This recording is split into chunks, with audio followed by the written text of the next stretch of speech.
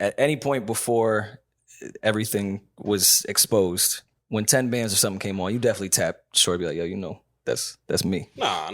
Okay. Nah. You wasn't in the studio getting that off? Man, I would have been right at the party, like, yo, Yeah, you know that's my me sauce. right there. All that sauce, all that flavor you hearing right there, that's me. You know, I'm the chef. See her rapping along like, oh, you like those You lyrics, like huh? that, right? You talking like me now.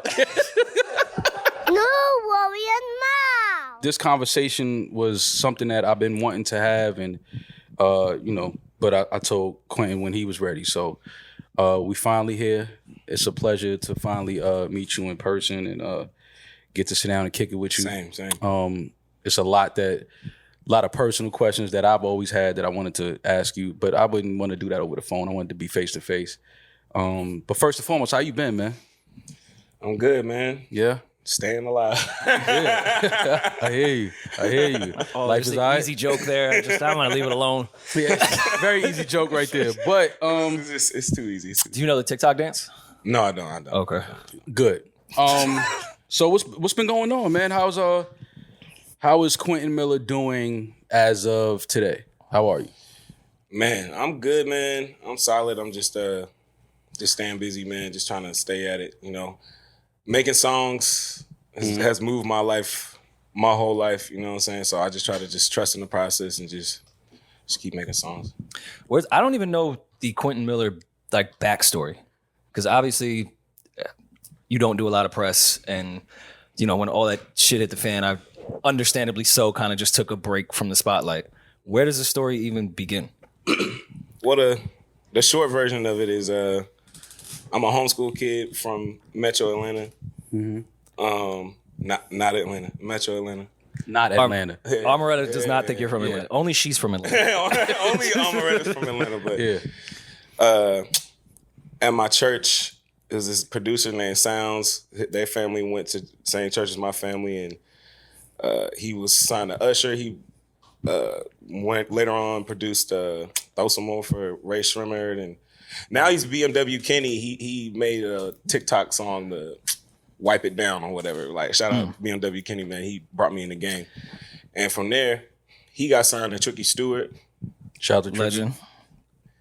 He got signed to Tricky Stewart, and so he brought me over there. And so my first experience over there, I was signed with them, and you know, the Dream used to come through. He used to come out and be like, "Yo, come out, check out my Ferrari, man. Check this out, man. It's a pretty good Sit in impression. that front seat, man. I want you to feel what it's like." You know what I'm saying? Shout out to Dream, man. He was a big inspiration for me. But so yeah, I was there, and then they dropped me out of nowhere. I don't really think in hindsight, I have more clarity of what went on. But either way, I was screwed. Who else was with him at that time?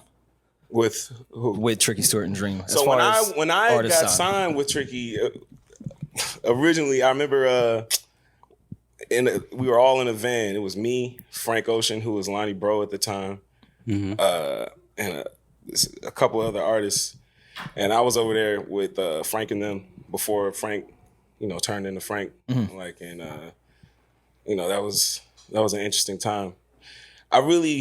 That situation, people only really know the Drake stuff, but they don't know about that situation.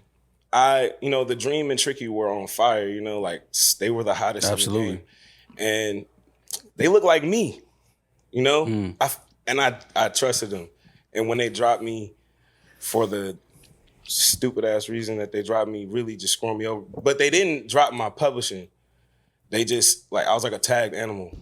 It was like they dropped me, but kept my publishing. That shit broke me. That shit hurt. So you said in hindsight you understand it more now. Like, so what was the reason? I have an idea of what may have went on. Obviously, I can't, you know, say for sure, but yeah, that shit really fucked me up, man. And I thought it was over with from there, you know. And so I'm like 3 years, like just, you know, working Target, working Publix, working all these places. And one day I remember the crazy thing, because I met Boy Wonder through Tricky. So it's like I never would have met Boy Wonder if it wasn't for that situation. So, but I just sent a random Hail Mary text to Boy Wonder, and the shit worked. Mm-hmm. Shout out to Boy Wonder. He's that's family. That's my guy, man. So were you signed as an artist or was it just writing? I was signed as an artist, and there was this like, we're not gonna do it unless you do the publishing. I didn't really know what publishing. I'm just like, this is the dream. He's on fire. What the fuck? Like, it's the dream and Tricky. Like, yeah. I'm with them. They brought me to Vegas. I watched the dream work on Fancy. Right. I watched it. Right. I'm like, this is what I'm supposed to do. You want to be around. You know what I'm saying? Like, this is where I'm supposed to go. Like, I'm going to. Was Frank in a similar deal as you at that time? I'm not too familiar with, because he was in California. I was in Atlanta. We would just see each other when they would have these little gatherings or anything. But, like, I'm not, familiar with his deal. But, I don't really see them super clicked up either. So what was being homeschooled and then transitioning to go to Vegas with the dream? Like, what does that feel like? Man, it was, like I said, it was just like reassuring. It was like, yeah, like, the whole point of me rapping when I was homeschooled is because it was just like, okay, I'm not around people, but when I get around people, they're going to hear me rap and they're going to be like, oh, you know what I'm saying? So it was just affirmation, like, yeah, like, this is what I'm supposed to do. Like, now the only thing that was confusing is because it was an R&B camp. It was all R&B, pop, R&B, pop. I was the only one there that was rap. So I didn't know what I was supposed to get from that. I felt like I got an understanding of melody. The Dream, I learned a lot from just watching The Dream. He has a freedom to his creative process that, like, yeah, shout out to Dream. So you were straight rappity rap at that time? Because I feel like your music now is so melodic based. Man, listen. So I'm rappy rap because they're just elegant, rich nigga shit. You know what I'm saying? So they're all like rappy rap, like. So I'm like listening to Watch the Throne and Jay-Z, and I'm just like trying to just do, shout out to Jay-Z, no negative, you know what I'm saying? But I'm just trying to just do this high level rap shit. Even though I don't really have much of a story, I'm just rapping, But oh no, you got a story. Well, at the time I did. Okay. And so when I got dropped, it's crazy because the beauty of it, I was able to catch the SoundCloud wave in Atlanta. It totally deprogrammed my idea of this making the perfect raps. Because I'm seeing these young dudes like the 2-9s and shit, just making shit, and then they going out in the city fucking with them, and they just being young and being themselves. You know what I'm saying? It just changed my direction. It just made me want to, make some saucy shit. Who else was up and coming in Atlanta at that time? Like your peers? My peers, in Atlanta, the 2-9s, the OGGs. Shout out to OGG, man. Theo, Bluetooth, everybody. The Jid and them. Earth Gang and them, you know what I'm saying? Like we was all department store babies in some form of way. I don't know, y'all can look that up. But yeah. It was an interesting time, man, and it was fun, and like it made me want to be a part of it. It made me want to compete. Like I went from thinking like, damn, it's over with, and then I'm seeing that. So that gave me a little bit of like, but it's still just, that was just something I was doing on the side, but then that Boy Wonder, Hail Mary. What was the text? Yo? That's how it always starts. Yo. So many great things have come, so many great things have come after the yo. It definitely always starts with a yo. Yeah. It was a yo, and it was hey man, can I send you some songs? I didn't even, I'm just like, I just have songs. Like, I just have songs. So. That's such an interesting way to navigate. Like, yo, I just got songs, man. That's all I ever man? had, man. Yeah. That's all I ever had my whole life is songs. I just make songs and stuff happens. And by the way, I think 0.001% does, yo, can I send you some songs ever work? And it never works. Yeah. But I guess, maybe he liked what he heard when I had met him, in that one session, that had come from Tricky. I can't. And I mean, if Tricky and Dream admire your pen, most producers are like, all right, what's up with this kid then? Let me hear something. Yeah. I mean, man, it wasn't all bad, but I just didn't like how like they just I really put my faith in hopes in them, you know what I'm saying? And I was young. They knew I knew what I was doing. And then even when anyway, we'll get to it. But but it seems like that's always the part of the story somewhere. Like young, aspiring writers, artists, you know, coming in this industry early, not really knowing the business and the nuances of, you know, how things go. But like you said, bro, I'm out sitting there the watching the dream. Dropped, bro, the way I got dropped. So I was with our situation that I had with Tricky. I guess he brought it over to Epic. And so now I'm signed to Epic, even though I'm not signed to Epic. Like, I'm not on the website and nothing. I didn't meet nobody. And so anyway, I'm in Atlanta. They just let me record. I'm thinking he just let me record in the studio because he wants me to get better. No, he has your publishing, sir. I'm like, damn, man, he really wants me to. He wants us to be work sharper, you know. And so I'm trying my hardest or whatever. So after like several months of that, and then I go out to LA, and it was a A&R at Epic. He's done now. LA fired everybody before, you know what I'm saying? So, but anyway, he was like a head of A&Rs. He brought me to this session. Long story short, it was someone else's session, but I was working with Mike Will. And we were working on a song, like literally like I got my phone out, like working on a song, whatever. And bro came and brought me out. He was like, man, I need to talk to you. He was like, man, I just don't feel like you a star, man.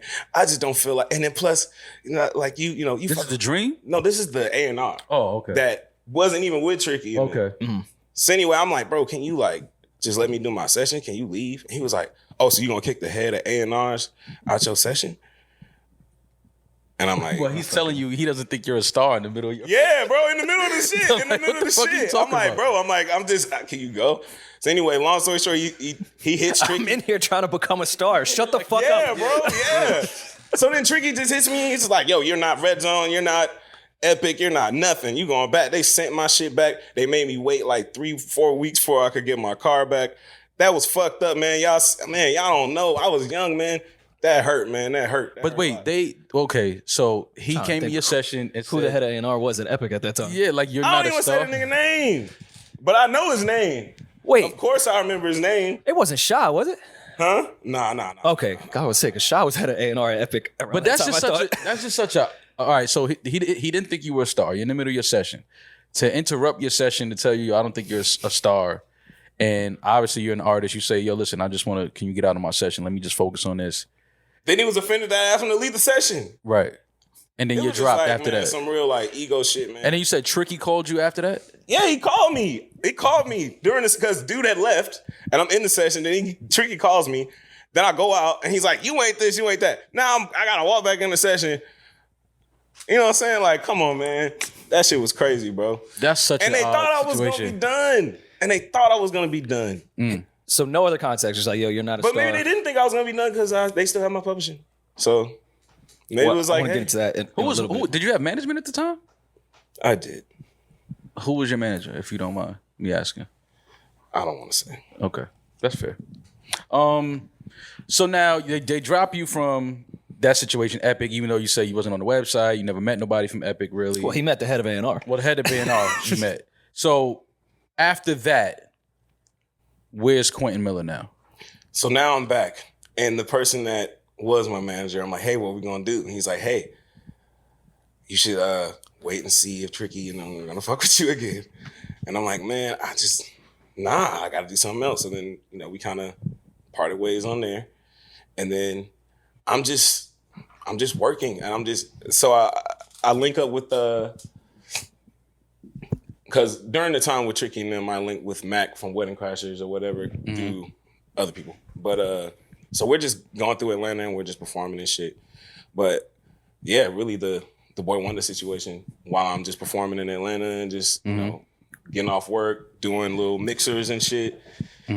But that just kind of So that's when you and Boy Wonder started to work. It was like after I got dropped, like 2-3 years later, after I got dropped, where I like sent the text, and then from there he was like, all right, send me some shit. I sent some shit.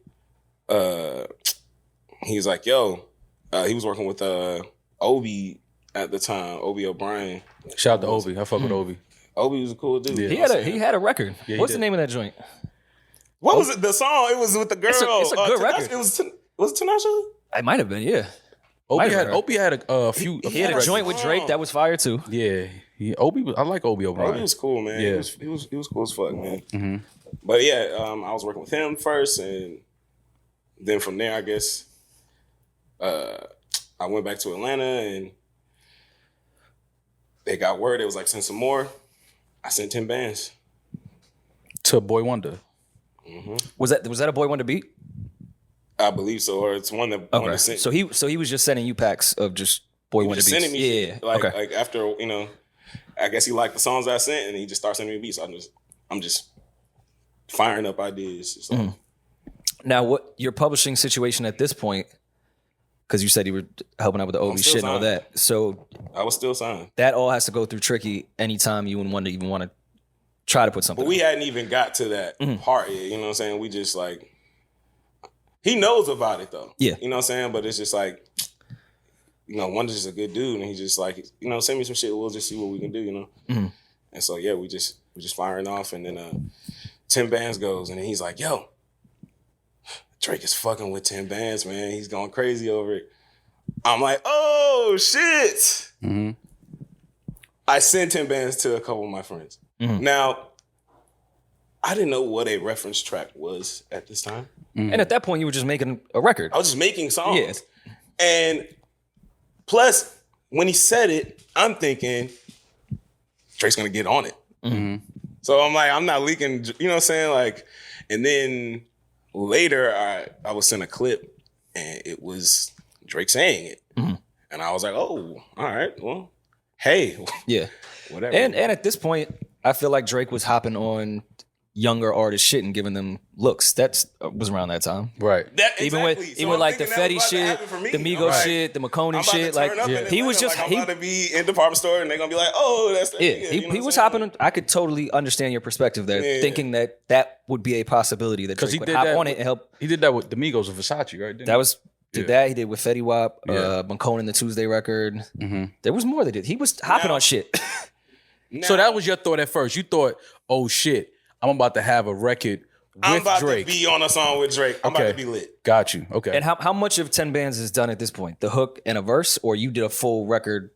What the leak was is literally what it was. Okay. You know what I'm saying? It was just a start to a record. You know what I'm saying? Just a startup. And yeah. So then I find out it's not. And it was like, okay, whatever. Mm-hmm. I just, send more ideas. More ideas start to go. And next thing you know, it's like, I'm flown out. But the funny thing is, the ironic thing, the 10 bands reference that, like I said, I sent to a couple of my friends. One of my homegirls used the 10 bands reference. She knew Canon and Drama. Okay. My friend Quentin, now they're fucking with us. We come through, me and Wedding Crashers, and that was the genuine part. They genuinely fuck with Wedding Crashers. You know what I'm saying? Mm-hmm. Like, they weren't like, nah, we just want to fuck with Quentin Miller. Like, they was rocking with us. So it's like, if it weren't for that, then that connection wouldn't have happened. So now I'm going out to LA and I'm working with Drake more. I play him Wedding Crashers. Nods, nothing happens. Okay. Mm-hmm. I play him Quentin Miller. Nothing happens. All right, okay. Mm-hmm. But DJ Drama and them fucking with us in Atlanta. You know what I'm saying? So it's like, when I come back to Atlanta, I'm on this. You know what I'm saying? So it's like, that was what the dynamic was. Mind you, this has me in a state of euphoria because I'm like, I got dropped. Mm-hmm. Yeah. I thought it was over with. Mm-hmm. And now I'm fucking with the biggest artist in the world and DJ Drama and Canon, they fucking with the group that I was also doing. Right. And the city's fucking with us because we performing off shrooms and they turning up. Mm-hmm. Yeah, so you just figured like everything was falling into place, things was looking up, things were moving, so you was feeling like, okay, this is becoming a thing now. I'm walking in the department store with OVO Gooses on. These shits ain't even came out. In August. They ain't even come out. In Atlanta. Yeah. Niggas, that shit ain't even come out. Yeah. They like, what? They think I'm just a fan or something. Yeah. No. I'm tapped in. I'm tapped in. It's 100% polyester. Yeah.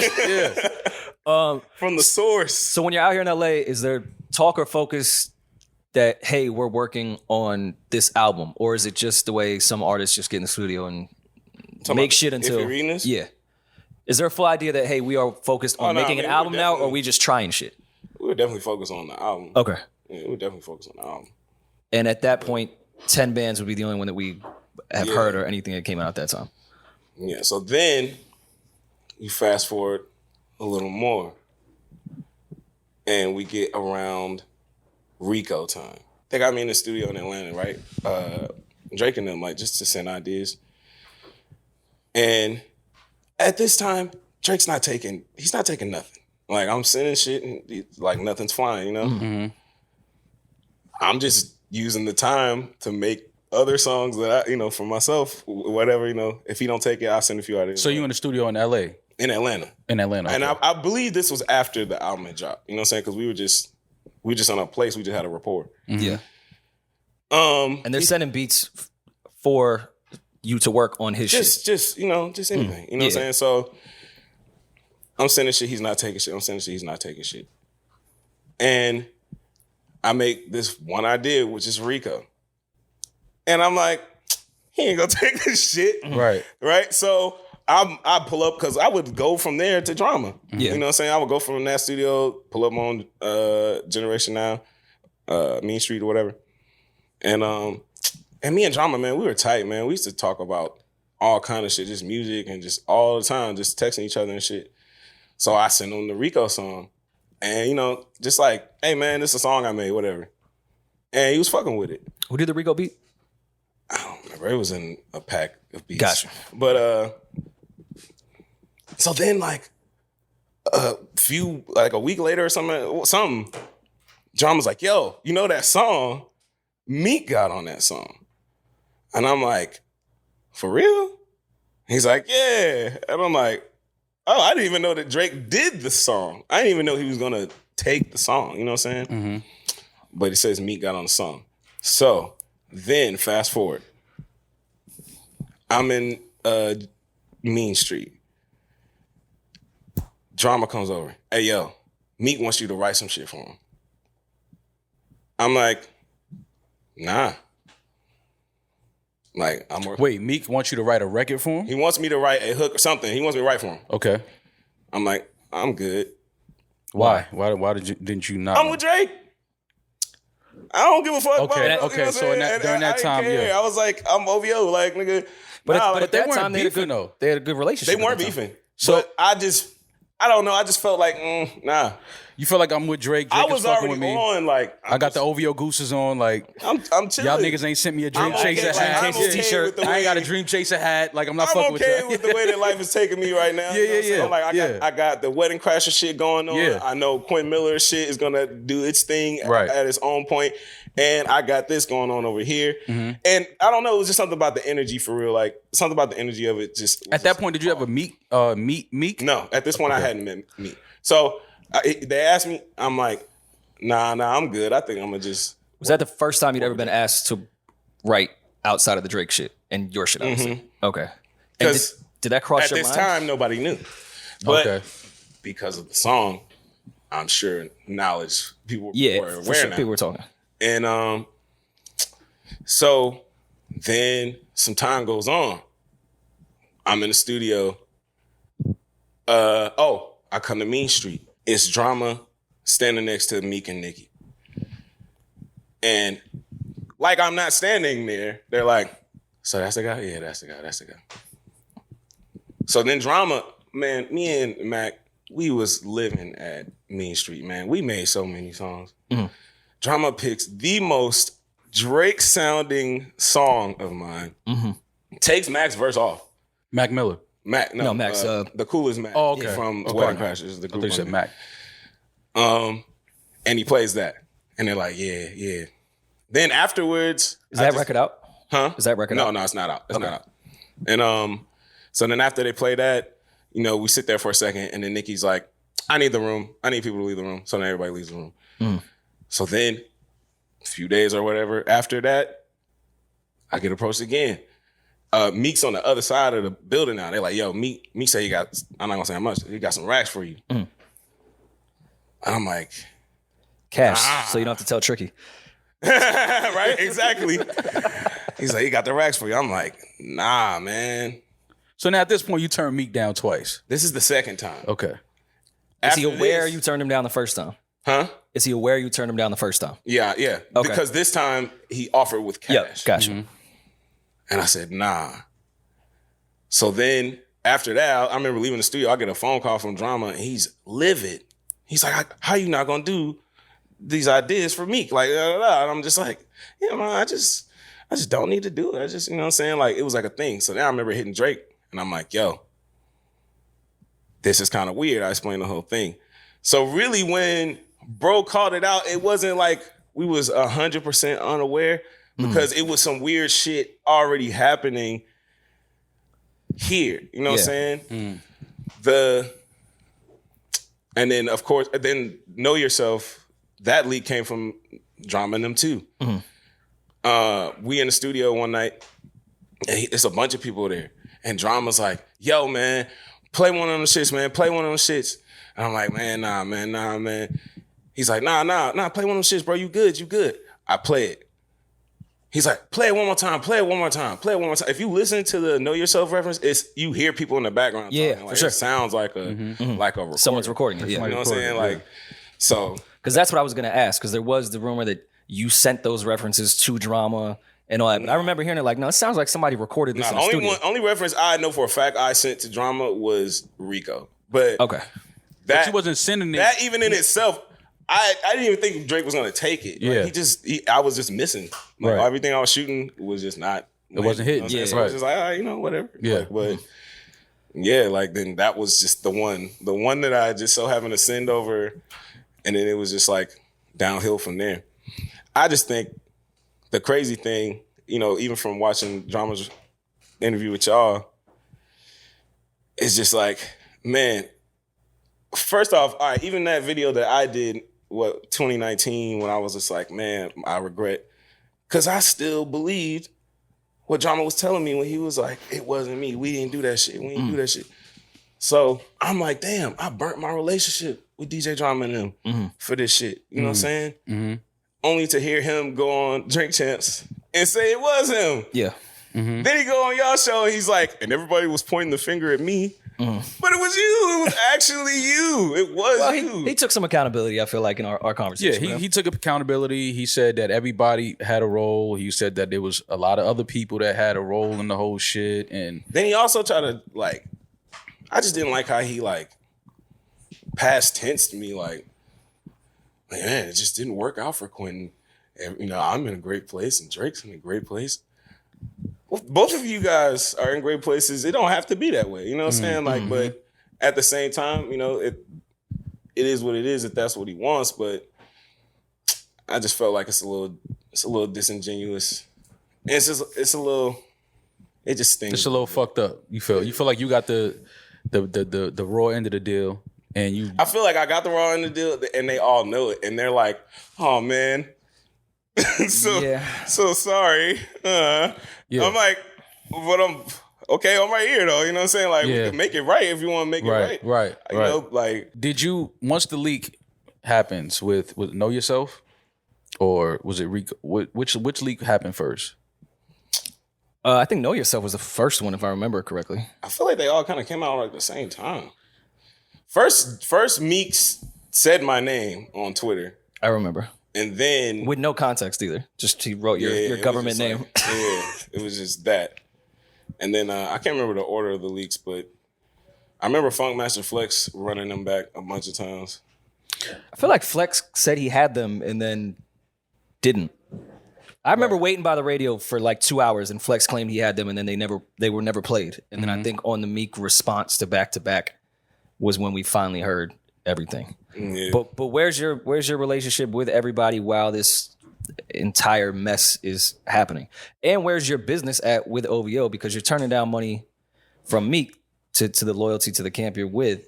Is your business straight with Drake at that point? Man, I'm sure there's obviously writing credits and publishing that you got on it, but man, I turned away from a lot of situations for that. I I really Beanie Siegel myself for that. You know what I'm saying? Like, and you know, it is what it is. But our relationship is just weird. I don't know where we stand. I feel like it's like a level of resentment towards me.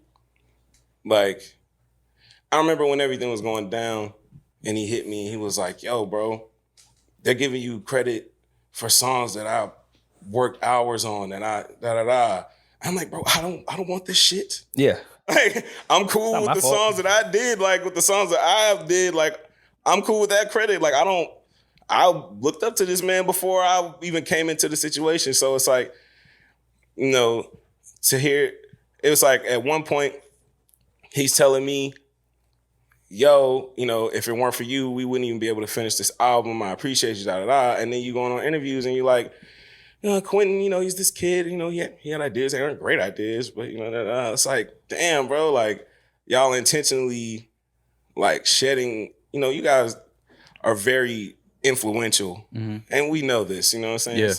You can make anybody hot, you know what I'm saying? You can make anybody not hot, you know, it's just a matter of things, you know, and I just felt like that was strange. And then the fact that like he was able to, I don't know, not even just him, because I have a relationship with Drama too. So it's like all of them, like, so all y'all are good with each other now, but nobody, you know what I'm saying? Like, I'm the center of the whole shit, you know what I'm saying? But with Meek, everybody's like, oh man, Meek owes you an apology. Like, bro, I never had a conversation with Meek, so I don't even have any expectations from bro. Like, I'm good. Like, I'm good. Like, but you did have expectations from Drake and Drama. Yeah, I had relationships with these dudes. You know what I'm saying? Like, I worked with these guys, and yeah, I don't know. I just felt like that whole thing was strange. But did you feel blackballed at that time, or was there labels reaching out, or did the heads of A&Rs that actually said maybe you could be a star now? Too, because it's just like, you know,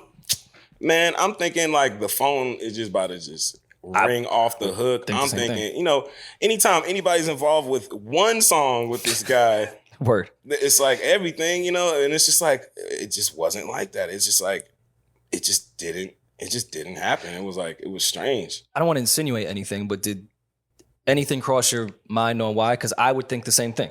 I am being credited for huge records by the biggest artist in the world. I would think my phone would start fucking ringing. Exactly. A multitude of things, you know, went by my mind, you know? And then like the fucked up part of it all was I was in a publishing deal.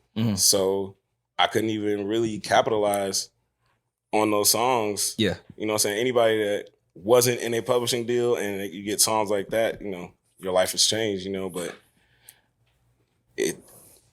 it's just like I just been under the table. Like I've been in the back door. I came in the game in the back door, and like I just been under the table this whole time. Like, so where's the? Did you ever have a conversation with Drake after, like, all of this shit happened? Did you explain the situation? Like, yo, I didn't think you were gonna get on this record. That's the only reason I ever even played it for somebody. Or did you even have that conversation with him? I ain't gonna lie, man. I mean, that conversation, that wasn't even an option. You know what I'm saying? It's like, it was just like, panic. What should I do? Want me to say something? I'll say something. All right. After I said something, then it was less talking. Then after the fucking Meek Nike store situation, then it was like even less talking. And I'm like, bro, literally the man said, get on the camera and say you was lying. You wrote that shit. And I said, nah.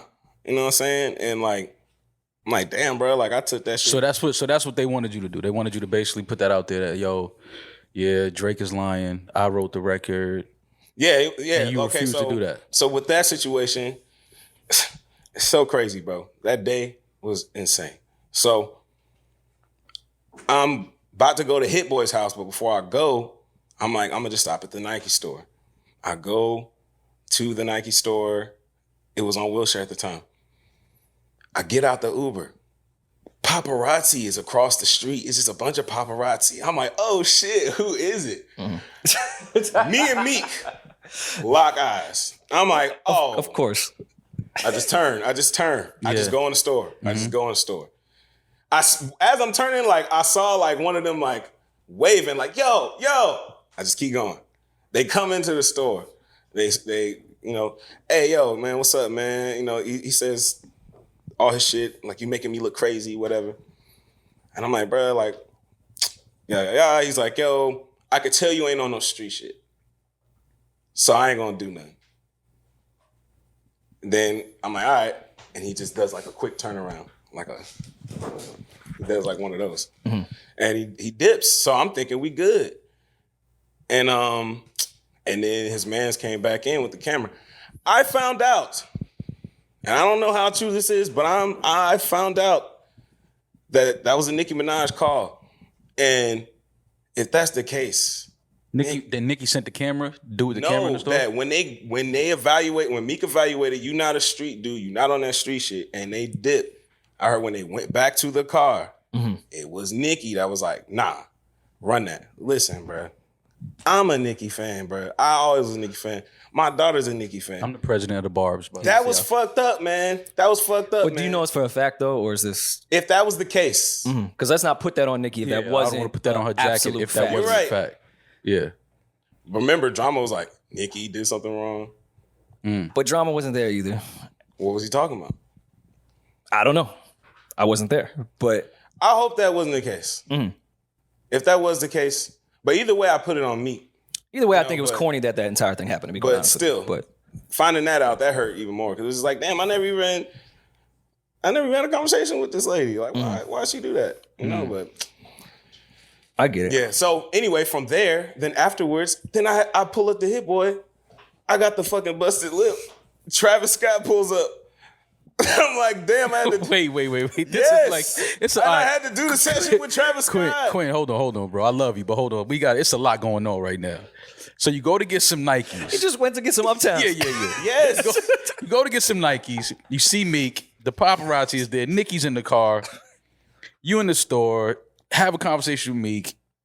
His man comes back in with the camera. You say you're not doing it. That's when his homeboy stole off on you, swings on you. Pre-purchase or post-purchase?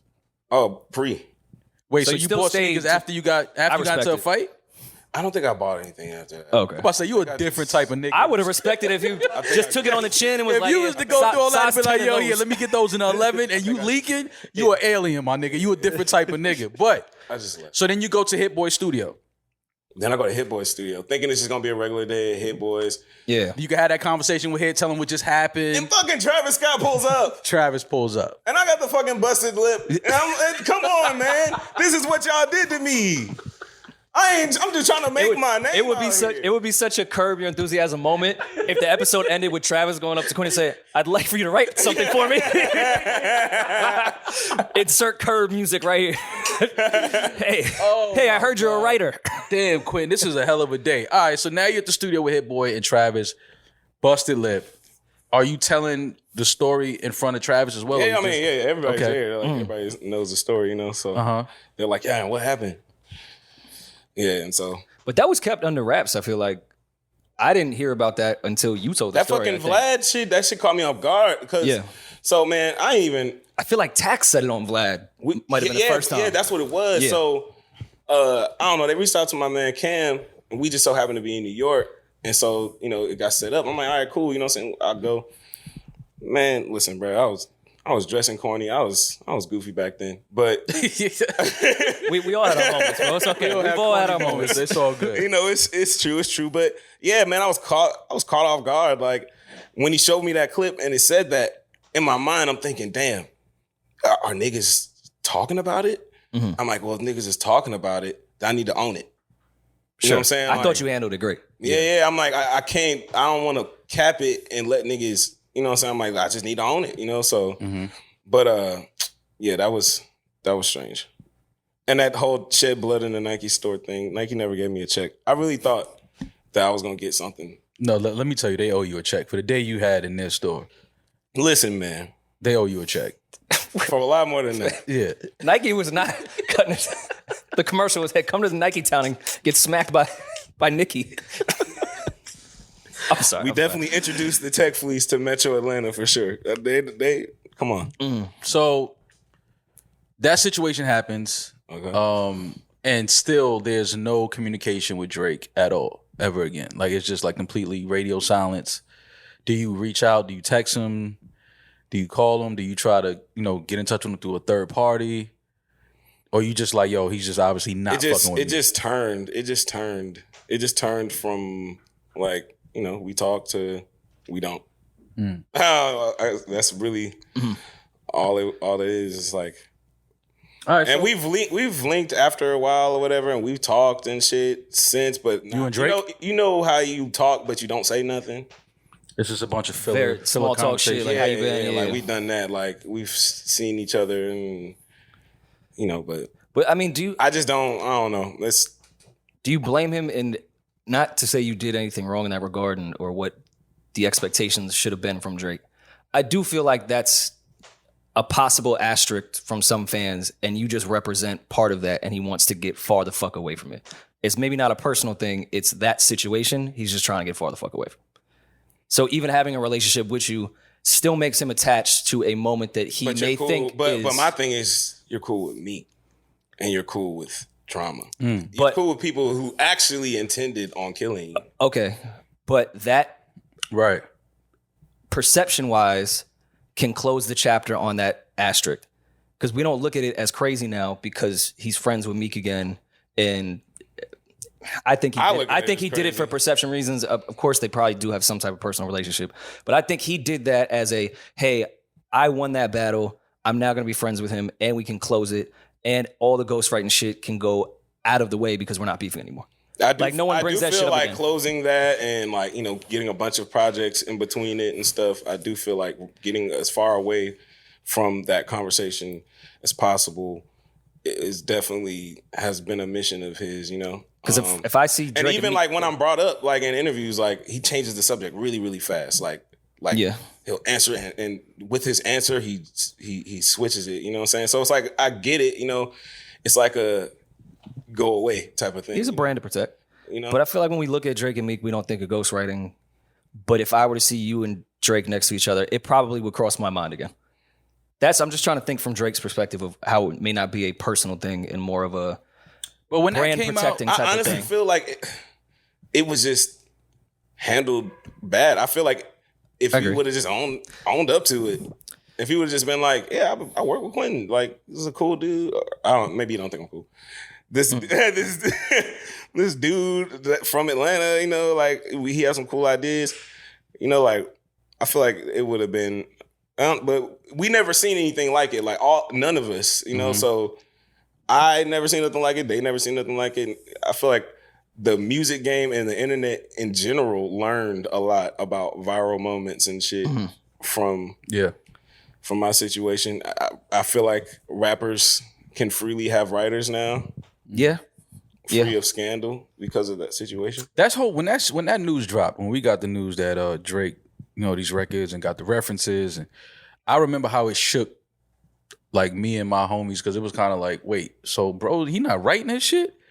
But then as you think about it, but he's written for other people, so he writes. So we didn't really pay that too much energy, because it was like, all right, we know how this goes. He got some young energy in the studio with him. Drake is not in the streets no more. He doesn't. What's the new slang? He needs to keep that type of energy around him. How a dude's talking. What's the new energy, the new cadences, the new flows. But as far as Drake not writing his shit, because I think that was the thing that it was trying to look like, he doesn't write. And it was we had to stop for a minute, wait, all of these records that we love, he's not writing these shits. Then as you get them up, you're like, but wait, he wrote this record for this artist. He wrote for this person. So clearly Drake is a writer. So to me, that shit kind of blew over, because after a while, people just was like, yo, fam, he's written for other artists. Of course he writes his own shit. He writes for other people. It's I came into the situation a fan of Drake already. I was telling him about songs that he had that inspired me. So it was never a time where I'm trying to take credit for this nigga shit. You know what I'm saying? It's but I get it, the whole internet, because, But I do remember you making it clear, when you came in the studio, that album, that project was 85, 90% done already. Yeah. When you came around the studio. A majority of the project was definitely done, for sure, at least from what I heard. Well, we know how the fans felt, or at least the rap nerd fans about how did you feel Did you think, oh, maybe I'm not the first person that's been here contributing this amount of lyrics before to Drake's rap songs? Because I think most of us didn't assume that like Just Hold On, We're Coming Home was all just Drake's pen. Mm-hmm. And some of the more poppy R&B songs, I assumed he probably had help, as does almost every single person, period, when it comes to that genre. Mm-hmm. I mean, how did you feel for the rap stuff of like, this is his like 4th, 5th album? You know, it was interesting, but at the same time, you know, I know, you know, the greats work and collaborate, you know what I'm saying? Like, absolutely. Kanye West has a laundry list of collaborators on all of his albums, you know what I'm saying? So it's like, you know, it's still to be able to hear what goes and know where to put it and stuff is still an incredible thing. Mm-hmm. And be able to deliver it. Man, I was just so happy and appreciative of the situation. Like it wasn't none of that. I wanted to help. I just wanted to help as much as I can. Like, you know, like. And you was trying to get your name out there. You trying to get your shit off, trying to get your art, your skill out there. Like, man. And just get some Cortezes in Nike Town and you know what I'm saying? and just prove myself right, man. Like when that album, when If You're Reading This dropped, it was just like, man, I remember just hitting my dad, like, dang, like I did something that touched the world. Like, yeah. You know, like it was an opportunity for me, you know, it was big. And I'm like, man, I just want to see this shit keep going. And it was like the best dream of your life turned into a scary ass nightmare. Where did that put you? Like trying to hold the pieces together, you know? Where that put you mentally? Like once the dust settled and like things calmed down a bit, and it did go from what was probably the greatest moment in your career at the time to now, what the fuck? This is now the bane of my existence, and I have to once again reroute. Did it feel like when you got dropped and had to pivot and figure something else out, or was it just a shitty feeling? Was it It felt like when I got dropped again, it felt like, damn, I gotta figure some shit out again. But then I lose my leg in 2016, and so then now it's just like 2 mountains. Mm-hmm. You know what I'm saying? Like, and I got to spend so much, like really damn near the whole 2016, I'm just like trying to walk again. Yeah. You know? So yeah, it was. What are your spirits like at that moment? Like as far as mentally, how you feeling? I'm sure depression was a thing. Yeah, man, because I just wanted to get back up. You know, I had a little bit of momentum on my name.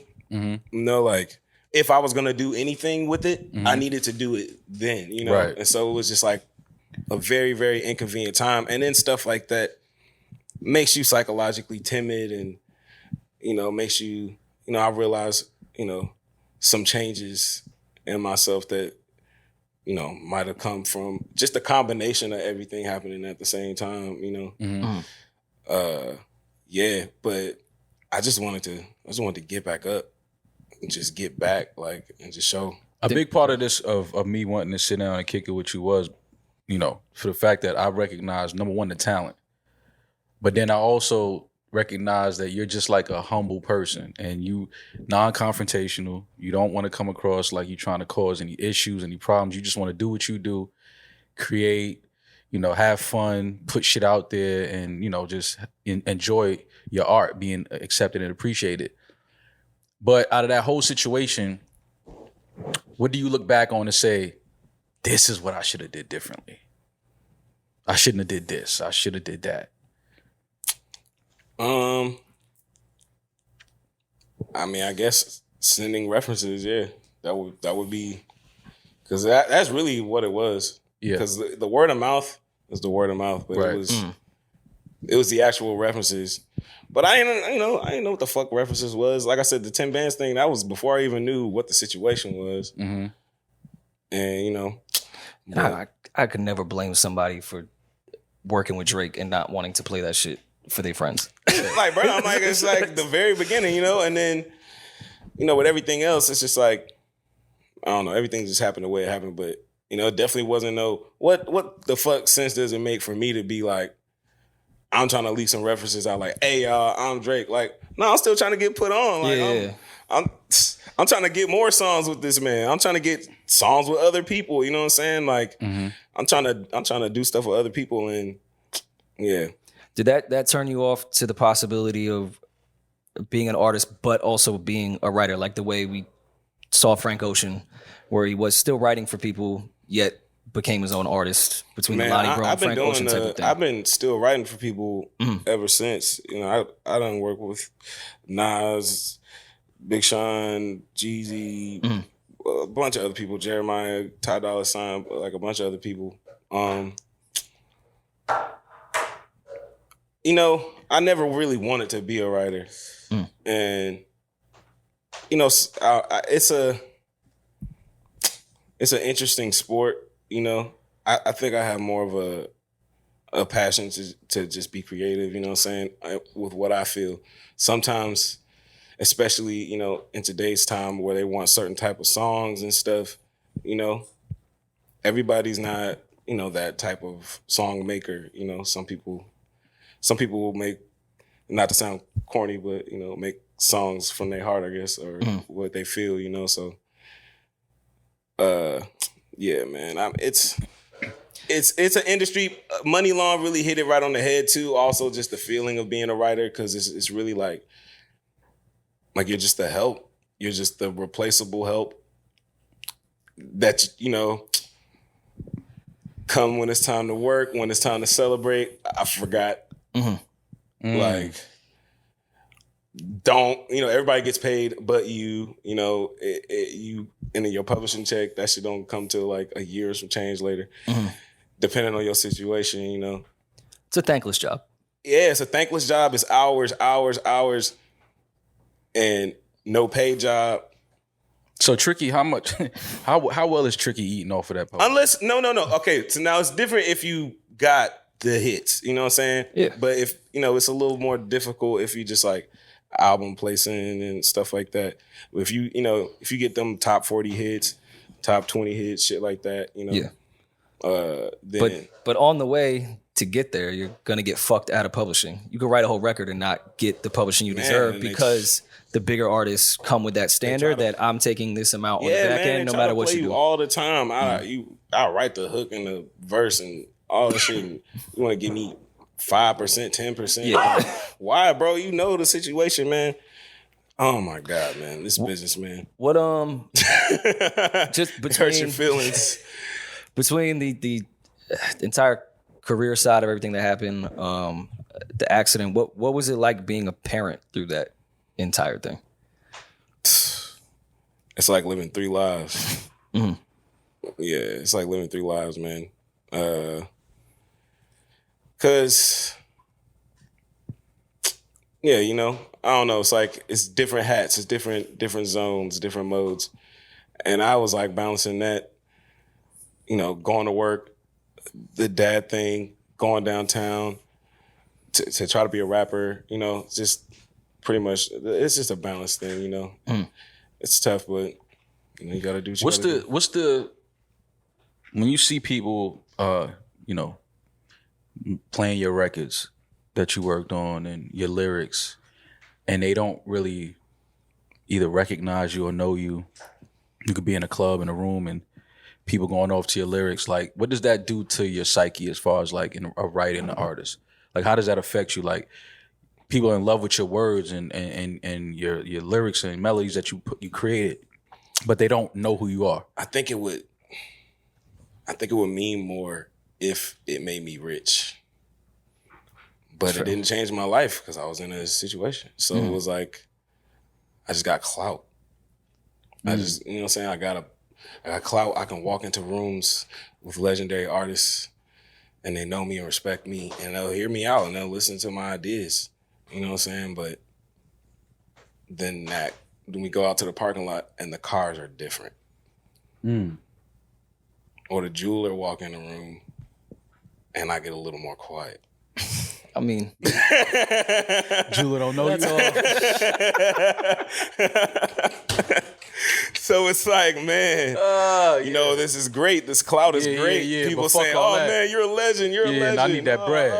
Yeah, I need that check. Yeah, but you know, you want that life-changing opportunity, and you know, the politics of of the business. So that's where I feel like sometimes the homeschool thing might have put me at a disadvantage. How so? It's interesting. Because Socially? Yeah, because the business is very Social business. people playing. It's the lunchroom. Game of Thrones. Yes, it's the lunchroom, cafeteria. Yeah. Cool table. I did go half a semester. I begged my mom, and I went to South Gwinnett. It was Lou Will's senior year. Lou Will, what it do? Shout out to Lou Will, legend. Well, nah. But yeah, nah. I who knows, man. But Well, what was that semester like? it was lit. Yeah. Did you feel socially awkward or like? Was you mad? A little you missed out on overwhelmed so and many shit? years? It was like jumping on a treadmill on high speed. Yeah. Because it was like my sophomore year, so it was like it was just going. I'm like, I'm just trying to focus on getting my first girlfriend. I got my first dance. I went to a homecoming dance. I passed up on an opportunity. I know it in hindsight, but I was young. I didn't know. This girl, I got a dance from her. She was like, "Hey, let's go," and I'm like, "Why? Girls are dancing in here." Yeah. That's the how homeschool green I shit, was. That's man. how green I That's was. that homeschool shit. That's how yeah. green I was. But then even if you're not homeschooled, when you that young and that type of shit hasn't happened to you, Man, you don't pick up on social Man, I don't certain know. I shit was from really women like, excited oh, about she the- wants I to was fuck excited me. about the twerk, man. Yeah. Yeah. It just I adds was like, man, girls they just everywhere. grab. Yeah. And they just go. Just dancing, yeah. Yeah, man. So that's the mentality that I was coming from. But I could rap. Right. Like, I'm nice. I could rap though. I had a lot of time to hone my skills, and that shit, it took me places. Well, Speaking of rapping, one of my favorite joints you did was the In the Hills with $500,000, that record. whole project is. Yeah. Why don't we get more of that? Like, why is that such a snapshot of a moment? Like, we give them that and then we just disappear. Like, You mean the $500,000 joints? yeah. I mean, that's just a matter of just all of us actually getting in the room. I'm with that one. Like where Hit Boy is now, right? In his career, his life, where you are, and then with Dom. Like, I think that that's something that is very unique, very special, and something that we need more of. Because it's just dope shit that comes out of that. You know what I mean? Hit. I mean, that's my brother, man. It's like through it all, it's weird. It's like through all the bullshit and everything happened and people stopped fucking with me. It was Boy Wonder, Hit Boy, and Jeremiah. Them three just kept fucking with me and just kept me in the game. And they don't know how important it was because I needed that validation that I was playing the sport on that level. And I didn't have nobody else that was giving me that reminder, so those relationships and just them just valuing my opinion and having me come through and keep working, like that shit was big, man. Dom Kennedy, he's like the cool guy in school, and I'm like the nerd, you know what I'm saying? So That nobody know could really get off like that though. it's so crazy, but we linked together and it's fire every time. It's classic every time. Hit, I mean, outside of the obvious talent, I'm sure Hit just probably identified, because he went through a lot of ups and downs behind the scenes with his career too. Yeah. Of course, he's for sure. arguably the number one producer now, but there was a time after Watch the Throne where the industry could have said, yo, it's over for Hit. Like, this for isn't sure. really, and he was getting blackballed to some degree in other places, weird publishing shit. Hit So Boy, man. it's nice that when you see people that go through bullshit in the industry, don't think, oh, everyone else should go through that. They'd rather help and make sure people don't have to go through the same bullshit they did.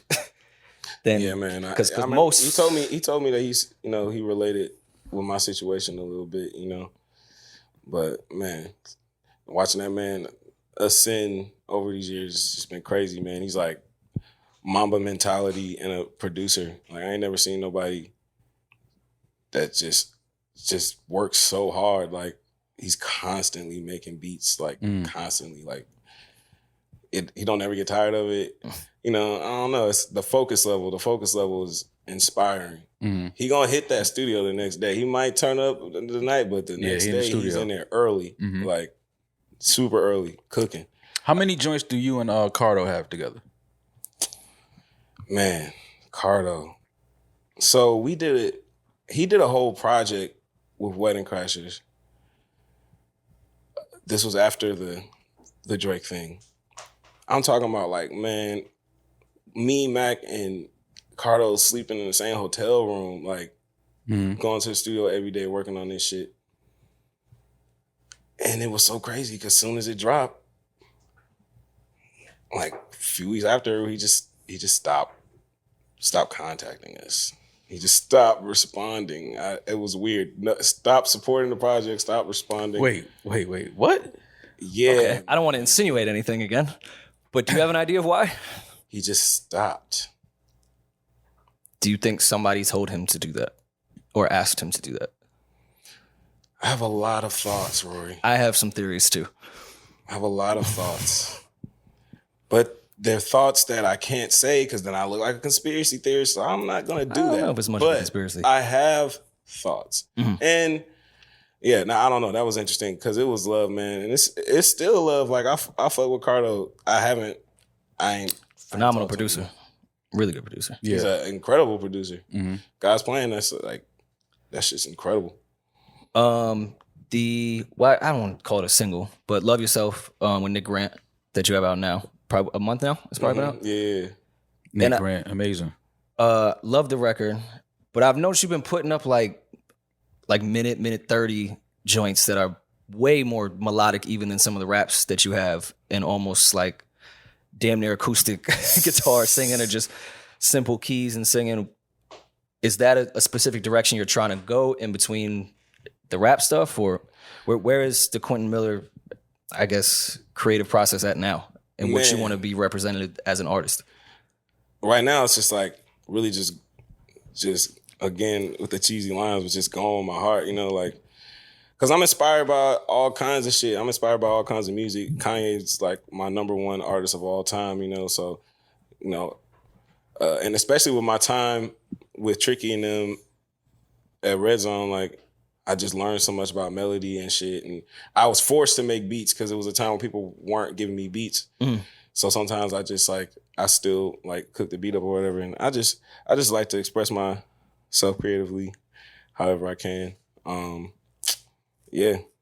So where are you at now as far as like projects or putting out more music? Yeah, I got visuals. I got more singles coming out this year. Definitely dropping a bunch more singles. Project, if anything, I'm looking towards top of the year for a project. But just more singles, just more music, man. I'm still out here. Y'all just tap in, man. It's more singles coming. When is the last time Quentin Miller was like happy?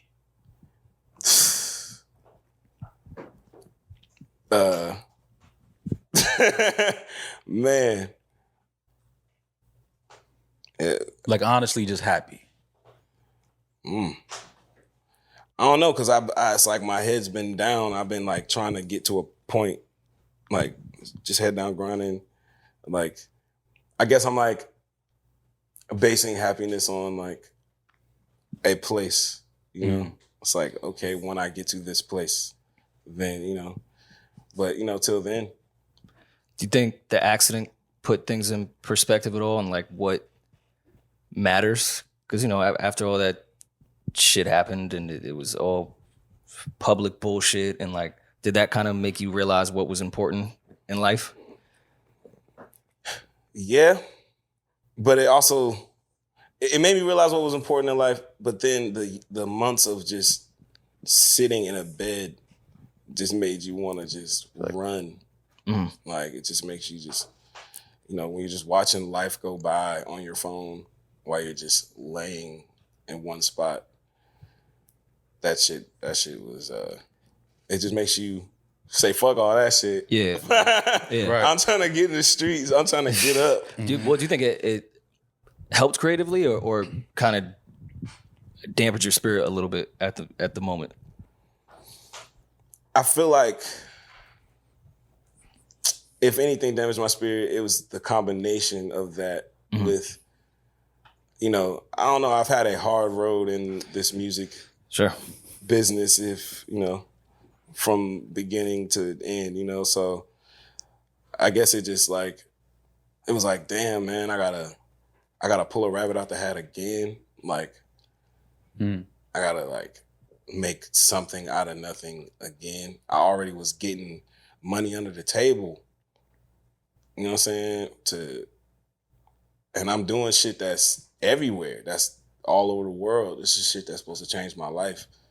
Now my life changing situation is gone. And I was just like, damn, I gotta figure that shit out again. Like, it was just. I mean, but as exhausting as that, I know it must be.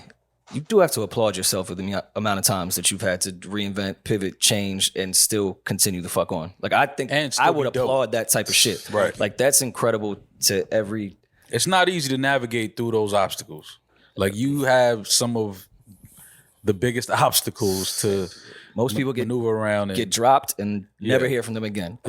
Get into a insane public thing in the history of hip hop with the biggest artist ever.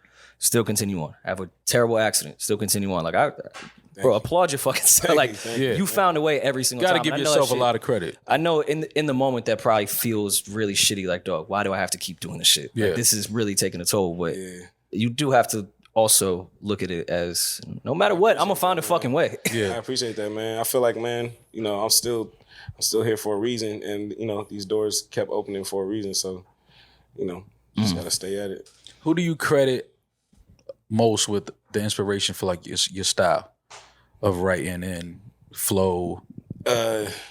Jay-Z, Kanye West, and Atlanta. Just like because I grew up, you know, so just all the phases. You know, I remember specifically like when I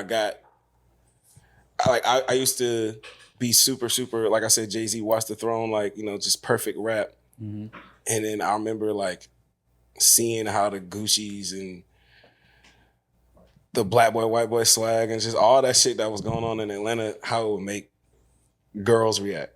And then I'd be like, hold up, nah, I'm wrong, you know what I'm saying? Like, it was just, anytime when I would get too technical with the rap shit, then I would tap into Atlanta and it would remind me of Flavor. Yeah. You know what I'm saying? So, yeah, just Atlanta. And then those two. And then obviously, you know, Drake was a huge part too. Yeah. I Take Care was I listened to that a lot. He's done pretty well for himself out here. He's done some cool things. He's done some cool things. Yeah. You got that video that Hop sent? And we can clean this part up, but I do want him to see that. Yeah. So my brother Hip Hop sends me a video. Hip Hop. Yeah.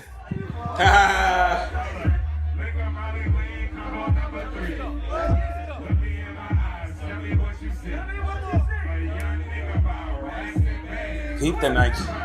We were wearing Nike all the time. That was our thing.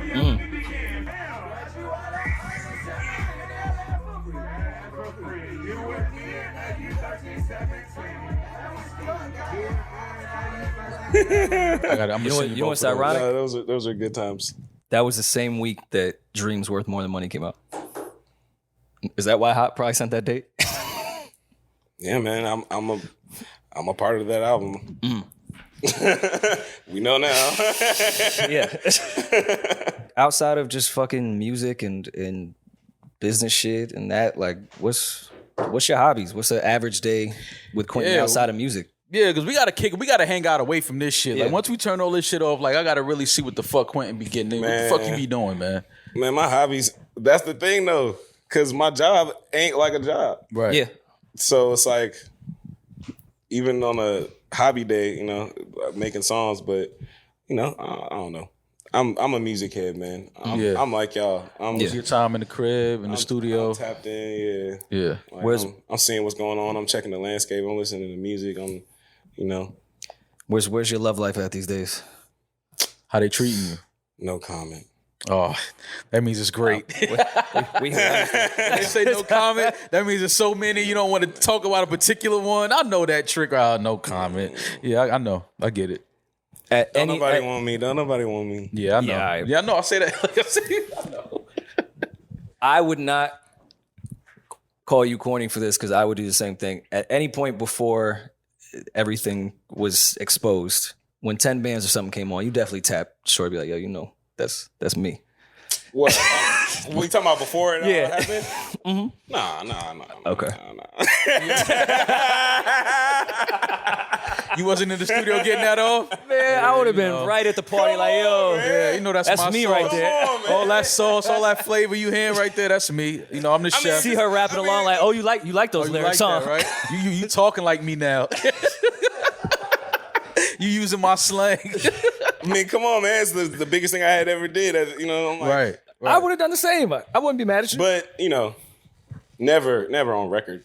Yeah, no, for sure. Listen, man, we love Drake, man. We just, you know, this was a conversation that I think that a lot of people needed to just hear and, you know, be a part of. Obviously, we have a relationship with Drake. That's our guy. But I think that, you know, if y'all have had conversations after that, you know, maybe there's room for a more in-depth conversation between you two. Hey, man, I hope we have it because, you know, it's not on my side.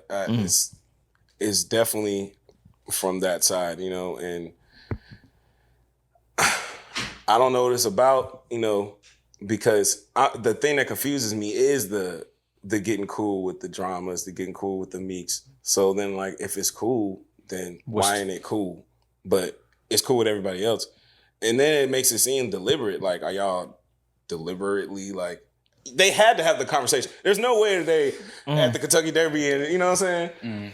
Maybe not at the Kentucky Derby, but maybe prior to the Derby. I'm sure they, you know what I'm saying? There's no way, you know? Like, so then it's just like, for the conclusion to be what it was, it's like, where did that come from? You know? Yeah. What's your relationship like with Boy Wonder right now? That's my brother. Like, man. And, you know, I don't know if this interview will affect that, but I don't think he said anything. Wonder,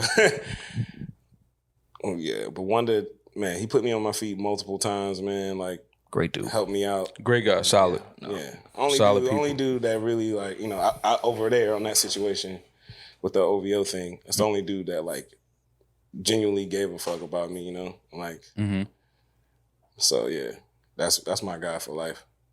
I'm glad that's still intact because, I mean, that was the initial relationship that started everything. Yeah. And I'm pretty sure, you know, it affected maybe his relationship with Drake a little.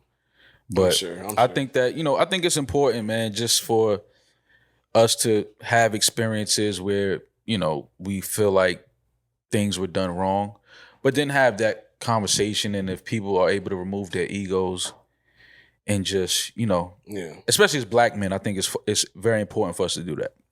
For sure. Like, we can go through things and have disagreements, and maybe you did something that I didn't agree with, but if we come together and speak about it and there's no egos, I think that you can have a healthy conversation. And listen, we put shit behind us, like you said, you know, with other people that was involved, it obviously was a conversation. Things look like they're okay now. Patch those relationships up. I don't see why there's not room for a Quentin Miller and Drake conversation there. Amen. Just as men, black men, you know, it's just like, I think it's necessary. We do enough of the splitting and the breaking and the beefing and the, you know, we need more of the, listen, I understand accountability. I fucked up here, whatever, and then move forward. Hey, man, I'm not against it. What's been your favorite rap album since 2015? Damn. I know that's a lot. Damn. We can clean it up if you need a moment, because that's a lot of time. Just because I think the sound drastically changed after If You're Reading This Is Too Late, and just that entire year and era of hip hop. So I am curious what you gravitated towards after 2015 as a fan, outside of the own music you were making. Man, that's a lot of albums. It is. I feel like I'm definitely forgetting some. Who do you want a song with right now? Hove. Shoot for the stars, man. Yeah, man. I don't work with Drake, Dream. I had a song with Kanye West. A$AP Rocky killed my line. Listen, ASAP, you don't know this. You don't know this.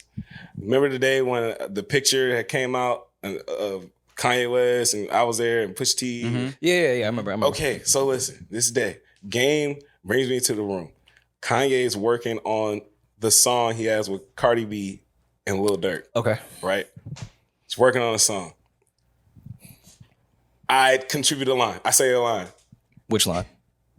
He didn't use it, right? Okay. But let me tell you. The verse seemed unfinished. I say a line. He's like, oh, that's hard. Records it. Pusha hyping me up. That's my man. Yeah. He comes over. He's like, yo, that shit's hard. That shit's hard, right? Everybody's loving it. 30 minutes later, Rocky walks into the room. Comes in. He's vibing. He's chilling. He's like, yeah, it's just this one line that I want you to change.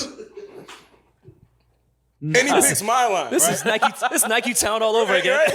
He picks my line. He didn't know. Yeah. He picks my line. So then Kanye's like, nah, but I really like that line. I really like that line though. Can you tell us the bar? Huh? Can you tell us the bar? Because it didn't make it. It was it was basic, but it was just a line. Something about put the bands in the trunk, forgot us in the front. Some Oh God, but you know the song. bands again. But you know the song. Yeah, for but sure. You know the song. It was a base. Yeah, it was one of those songs. So it was like, just IG caption raps. Yeah. And super provoking shit, but it was something that my name would be there. Yeah, for sure. And he's just like, yeah, nah, you gotta change it. And Kanye's like, nah, but I think we should keep it.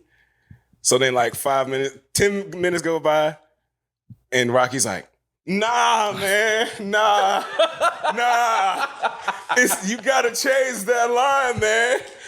That's the one line, man. Hey, Rocky. And I don't have enough clout. I do not have enough clout. Hey, Rocky, we love you, man. I love you, man. But God damn, I'm a fan, bro. man. You just don't know. And I'm just sitting there just like, I would have been saying, you about to have a baby with Rihanna. Leave my fucking lines alone. Yeah, like you ain't have nothing else to do today. we had no clue. Oh man, damn, Rocky. It's all love though. We love Rocky. But yeah, so that was supposed to be my Kanye moment. But yeah, I feel like I might as well just the Jay-Z moment, man. There was a time where that was supposed to happen, and that's a story for another day. I wasn't like working directly with him, but it was just gonna be like some ideas through Rock, and man. Do you know around what project it was or time frame? It was a long time ago, but yeah, that was during the entire thing. Yeah, it all got messed up, man. It all got messed up during that time. I feel that. That was your first time being in the studio with Kanye at that moment? That was my first time being in the studio with Kanye, and he knew that I was in the studio. Got you. Yeah. See, that's a difference. Way bigger. That's a difference. That's a difference because you could be in the studio with a lot of these guys and they don't know who the fuck me. But then and now, when you're in the studio and they turn and they look right at you like, oh yeah, like what's up? It's a whole different thing. It's a whole different thing, man. Yeah, it's a completely different ball game. Well, listen, man, we appreciate you giving us some of your time, kicking it with you, man, and we definitely support you, and we want to continue to keep this line open of communication, and anything we could do to help the Quentin Miller brand. Be locked in. Thank you, man. Appreciate y'all. Absolutely, and whenever it's album time or project time, let's do part 2. Send it to me. Send the reference to me. I ain't gonna send the reference to nobody. Send you the references, send me the references. They safe in my phone. I'm gonna let you know what I think. We need to make Maul a rapper.